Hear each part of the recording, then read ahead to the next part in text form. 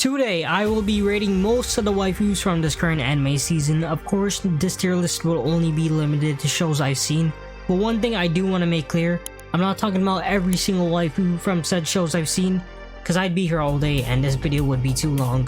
Specifically, the ones I care about enough to talk about have made it on the list. Now, some waifus may be introduced in later episodes than where these anime currently are at the time of recording this, so unfortunately they may not be included. Now, if you want another video like this, get this video to 6 likes and I may just consider doing another waifu tier list for the next upcoming season. With all that said and done, let's just jump right into it.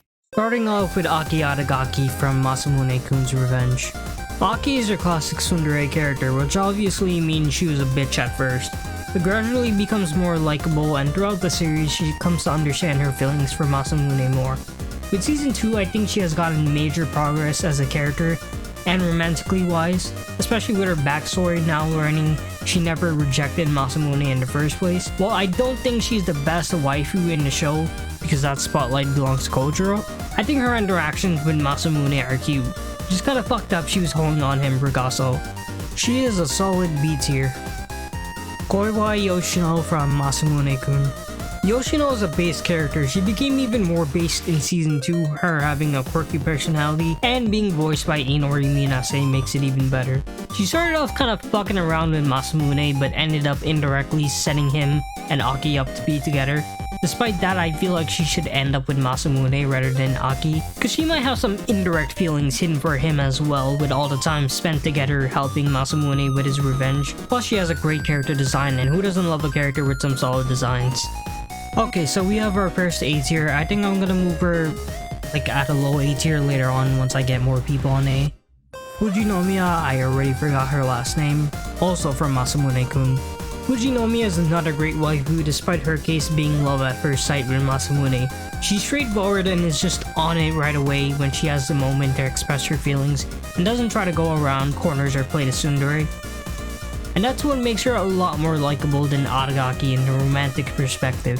Of course she doesn't make the cut, so she eventually kinda just turns into a go-to consultant for Masamune whenever he needs advice. I guess she could be like Yoshino and be considered a homie, but as I said earlier, she's pretty straightforward with her feelings despite being rejected once, and she still uses the opportunity to make a move on Masamune whenever they get a chance to talk alone. And also, aside from Yoshino, I feel like she would be good for Masamune as well, although I just prefer her not to attempt to seduce me when I come over for advice.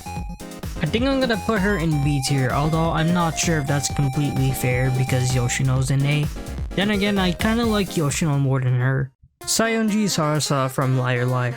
Sarasa was such a bitch at first, and I don't mean tsundere bitch, just the annoying type. She kinda pissed me off. First thing she does after an unprecedented accident occurs is accuse our MC of fooling her and making him out to be the villain due to her own skill issue. After taking an L from losing a duel with our boy, she goes out butthurt also with the fact he practically unintentionally steals her clout. She's still a bitch for a while, but the misunderstanding is eventually cleared up, and then she becomes a homie. And of course, later on she ends up becoming a tsundere. Despite all that, she's pretty smart and has got the gang covered up with all the strategies. She could carry the MC's team, but unfortunately they're in different schools. I think she belongs in B tier. Himeji Shirayuki from Liar Liar. Himeji was a homie from day one, straightforward and none of that tsundere bullshit. Some of the other characters should have taken an example from her. Anyways, despite originally being from another district, she was Shinohara's maid, but not really the normal kind of maid. She also assists our boy with the card games and sets him up with the whole hacker team so he can keep his bullshit going. She's also a real one, cause she digs cover for Shinohara when he gets all those duel requests from the NPCs and the request is sent to her device instead. And you already know what the harem series this is, she becomes a love interest for our boy. I think I'm gonna put her in B tier as well. She's more of a behind the scenes partner for Shinohara. Akizuki Noa from Liar Liar. Honestly, she pissed me off at first. She was just that annoying antagonist, and when things didn't go her way, she just mauls about it and even kidnapped Himeji, forcing her to go against Shinohara. Her whole reason for even being the opposing force was mostly because she lost her spot, had the most clout in the academy, just because she wanted to be accepted by people, since she was considered quote-unquote normal. And even after losing to our boy again, she was still on some bullshit with some whole ass plan C. Once her last resort was foiled, there was a whole switcheroo now that her source that gave her some skill boost to defeat Shinohara was gone. She's now the self-proclaimed best bud as well as the third love interest. Honestly, never was a huge fan of the quote-unquote "now you beat me, I didn't like you at first, but now I'll be your best friend" concept. It's just a stupid last-minute thing to do with the character. We've got our first seed here, let's go. Honestly, she hasn't changed much for me personally, even after her redemption. Mizuhara Chizuru from Rent-A-Girlfriend. If I considered looks in my ratings, all the Rent-A-Girlfriend characters would probably be A tier, but that's not what I'm here for. Chizuru is alright. I guess I can say she's one of the few likable characters of the main cast, but at the same time she's kinda dumb. This series will continue dragging out her and Kazuya's relationship until the very end in the next 10 years. It's painfully obvious she likes Kazuya, but she always denies her feelings and sometimes she doesn't even realize that's the case. You have to have the grandma indirectly explain to her what she's feeling. We all know Kazuya has non-existent balls to ever do so. So why doesn't Chizuru take that first step towards expanding their relationship? She uses her being a rental girlfriend as a cover, although she could easily quit. It's not like she's ever taken any client besides Kazuya anyway. This whole movie production arc was a whole opportunity for either of them to make some progress, but a lot of those usually end up going to waste. B tier. Rukia from Rent-A-Girlfriend. I don't have much to say about Rukia. Back in season 1, I thought she was alright and I liked her character, but over the season she just got even more annoying and her and Kazuya's relationship is just so fucking dumb. She's practically blackmailing him to go out with her and Kazuya just does nothing about it. What's even more frustrating about this is that Kazuya always goes on about how he doesn't deserve Rukia, but with that logic you see Chizuru 20 times better than dating Rukia. So why focus on Chizuru and just shoot your shot with Rukia? Rukia is just persistent and pushy as a quote-unquote girlfriend. She understands Kazuya doesn't like her and he likes Chizuru and has liked Chizuru way before she appeared, but she constantly tries to pull him back into this one-sided relationship. I think we've gotten our second seeds here. Yaomori from Rent-A-Girlfriend. Normally Sumi should be before Yaomori, but there's just more to talk about with this character. She's relatively new, but she's already the best character in the series. We finally have someone to tell Kazuya's dense ass that Chizuru does have feelings for him. Her character might as well be the personification of the audience. She's just built to be that slap of common sense and have relatability over all the other characters. She'd make a great winning woman if she were relevant past this arc. Also, she's a YouTuber and a streamer. Just like me, for real. She's also committed to her 2D waifus, plus who doesn't like a hot girl who cosplays? Damn, that is now 2 for 2 for Rent-A-Girlfriend characters in A tier. Sumi from Rent-A-Girlfriend. Who doesn't love Sumi? She's the best character in the show aside from Yaomori. Plus she's very based, putting dinner with her dad aside to help Kazuya out with giving out the flyers for the movie. Especially when she's a really shy person, she stands up and sparks up the courage to get people to take a flyer from her. So admirable. We should all take lessons from her. She also has a GOAT VA, Rie Takahashi, even though most of the time it feels like she's paid to come into the studio and her script is just to make cute noises on the mic. Alright, we have our first Rent-A-Girlfriend character in A tier. Ernest from Classroom for Heroes. Ernest or Arnest is your plain old average tsundere character, but less annoying than any of the other tsunderes I've previously mentioned, I guess. The most interesting thing that stands out about her character is her whole backstory with the cursed sword she has. If she doesn't have the power to tame it, she basically turns into a demon after it takes over her body. Also, the fact her hair was originally brown but her appearance changed after touching the sword. Other than that, what's really carrying her character is just the fanservice moments. That's about it. B tier but lower B. Sophie from Classroom for Heroes. Now Sophie is the most interesting character in this series, also played by another great VA, Naotoyama. She has that kudere personality, which personally I feel like that alone gives her a lot more diversity than other characters in a lot of seasonal anime nowadays. Plus her backstory has a lot more gore into it than Ernest's situation. She's originally one of the several clones of a girl who was a test subject to create an artificial hero. It's interesting how this also kinda ties back to Ernest. Just like she couldn't control her powers with the sword, Sophie unintentionally goes overboard with her powers. But it's actually kinda based that she accepts who she is and just lives a normal life rather than worrying about the past. I guess you can say she keeps moving forward. I'm gonna put her in B tier but above the Liar characters. Maria from Classroom for Heroes. I didn't really care for her until they revealed she had some kind of split personality case, but her other side was a little ara succubus demon. That's when you piqued my interest. What was that one saying? You had my curiosity, now you have my erection. So I've decided to make a special tier for these type of characters. Very special Ara tier.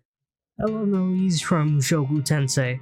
It's about time we get to the true best girl and MILF of Mushoku Tensei. This season has given us peak Elinalise content, more than I could ever ask for. And I'm hoping she still remains relevant during this university arc. Y'all remember what she was doing at the start of episode 6 with that one dude? I'm just saying she could do that to me. I'm about to let her rip harder than that metaphor with the fountain. I'll even pay her to be on that certain list if you know what I mean. Since she is a MILF, characters like these as well deserve a special separate tier. Especially for the number 1 MILF VA, Ri Tanaka. Also, this video just might get age restricted with all these clips I'm using. MILF tier. Sarah from Mushoku Tensei. At first, Sarah was such a bitch, for understandable reasons, but still a bitch. Just throwing mad disrespect at Rudius' face constantly. But of course, as time goes on and the longer Rudy was in her team, she comes to accept him. So not on the levels where she would consider him a buddy, but at least he's different from other nobles level. So when Rudy comes to save her when she's in danger, any build-up for the relationship is over and she's just immediately head over heels for him. I wasn't really a fan of how she jumped to conclusions and didn't let himself explain in any way during what was almost a sex scene part. The anime didn't really do a good job at implying it, but I'm assuming the next day or something she wanted to go apologize and resolve that certain situation, but it was practically over when Rudy was talking all that shit. Not sure if we'll ever see her again past this point. I don't doubt we will, since she was obviously too relevant to be a one-time character. Just a question of whether or not Rudius and her will ever interact again. So yeah, she was just a pretty mixed character for me. I'm throwing her in the top of B tier. Sylphiette from Mushoku Tensei. Sylphiette, or should I say Fitz, is immediately GOAT tier. But I like her character a lot more as Fitz now, since she has a sick design. And there's just more to do with her character and more ways to expand her and Rudy's relationship. What really just bothers me though is just her not wanting to reveal herself to Rudius. She just drops a lot of indirect hints but doesn't really say it directly. I don't blame Rudy for being dense in this case. He hasn't seen her in a while and she has a completely different appearance now, especially with the glasses. So there's no way for him to realize unless you somehow drop a huge direct hint that leads him to figuring it out. So I'm curious to see how that'll turn out eventually. Easy A tier. Ariel from Mushoku Tensei. We haven't known Ariel for too long, but from what screen time she's had, I can say without a doubt she's very based. She's a kind person, she has the charm, she's wise, and she has a little bit of Ara vibe to her. Plus has the perfect voice thanks to my GOAT Reina Ueda. Perfect voice actor choice for this character, it blends in so well with her. Also, she's a true homie for Sylphiette, very supportive and always has her back. Roxy and Elinalise aside, Sylphiette and her are my favorite female characters in Mushoku so far. They don't have arrogant personalities and they know how to respect others, especially with someone like Ariel. You can get along easily and become homies in due time. Okay, slight change in plans. If Ariel is going into A tier, it's only fair that Sylphiette goes into S tier. So instead, I'm gonna put Ariel at the top of A tier. Horimiya from Undead Murder Farce. Absolute mommy MILF material. She even surpasses Mikazuki from Resident Evil, also with the perfect voice as the cherry on top. I'm just saying, she can drink my blood any time of the week, just like she did with that one maid during the raid. Therefore, it's obvious what tier she goes in. You already know. MILF, Eiko from Dark Gathering. It's been a while since I've seen a character this wild. Eiko manages to give you both the creeps and curiosity. She's a yandere except not the one who will try to kill any girls you hang out with, or you in that case. On the outside she has this cheerful and silly personality, but when alone she gets into her secret freak room with a whole collection of photos of our protagonist Kei. And that's what's really intriguing. She can be a normal person and clever at times, but at the same time she can flip the switch into her obsessed yandere side. Obsessions aside, she's kinda a ride or die friend for Kei. She takes on the curse that Kei had as well. Despite that, she's the one who lifts Kei back up his feet and has his back. Not gonna lie, I might be a little biased since she's a yandere and voiced by Hana Kanazawa, so I might just have to put her in S tier. Mio from My Happy Marriage. Mio's precious and she honestly deserved better. Being treated harshly throughout her whole life, neglected by her quote-unquote family, she was done dirty, even after her life having improved and being engaged with her male MC Kudo. She's still suffering in a way, and it all revolves around her spiritual powers, which the fact she has them alone ruins her life. Her life and powers aside, she wants to give her best and do all that she can to be a good wife for Kudo, despite all her hardships. To me, she's a complex but well-written character, who I think just deserves the best. A tier. Kaya from My Happy Marriage. Fuck Kaya, all my homies hate Kaya. She is such a cocky piece of shit, being an asshole to Mio for as long as she's lived. She's also such a selfish bitch. When she realized Mio was getting married to Kudo, she and the fucking stepmom tried to forcefully get her to get a divorce using physical abuse, just because Mio is actually happy now. Not only Mio, she also acts cocky to Koji, her actual fiance. What makes it even worse is that Koji originally liked Mio, but he had to forcefully end up with Kaya. She's such a self-entitled person. Hell, I wouldn't even call her a quote-unquote person. She's a whole-ass demon. Without a doubt, she's going in the lowest tier. Matter of fact, let me change this to an F. Kanako from My Happy Marriage. She's on the same boat as Kaya, but even worse. While Kaya is the one psychologically abusing Mio, she's the one who physically abused her during the moment of, as I said, when they kidnapped Mio to force her to cut ties with Kudo. What's worse is she's the primary reason of Mio's life having gone to shit. Kaya is a bitch precisely because of Kanako.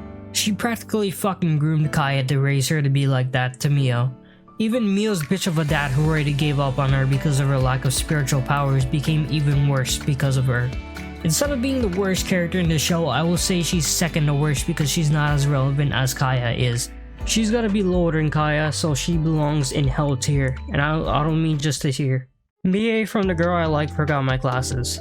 I seem to have dropped my glasses, so I can't exactly see where I'm putting her in. Alright, so this is the final list. Take a good look at it. Let me know in the comments whether you agree or disagree. It's completely fine if you disagree. It's just my personal preferences, so don't take it too seriously. I moved a couple more characters down to C since B tier was getting flooded, and I just didn't care for some of these characters. This was a really long tier list. The more you get farther in, the less you care. Also, you may have noticed I've skipped half the majority of characters in this tier list. The reason I chose to do this was because I took on more than I could take. Being busy with life in college, I haven't had enough time to edit a list of 50 plus characters. Instead, what I'll do is I'm going to make another version of this video and upload it to my second channel. Link will be in the description, with the full reviews for majority of the remaining characters I haven't done. It'll be uploaded a few weeks after this video. I'm estimating around mid-October, so if you're interested in that, go check out my second channel.